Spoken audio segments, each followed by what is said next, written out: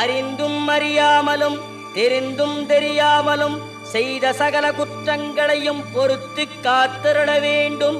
ஓம் ஸ்ரீ சத்தியமாய பொன்னு 18ஆம் படி மேல் வாழும் வில்லாளி வீரன் வீரமணி கண்டன் காசிராமேஸ்வரம் பாண்டி மலையாளம் அடக்கியாடும் ஓம் ஸ்ரீ ஹரிகரசுதன் ஆனந்த சித்தனையனையப்ப சுவாமியே.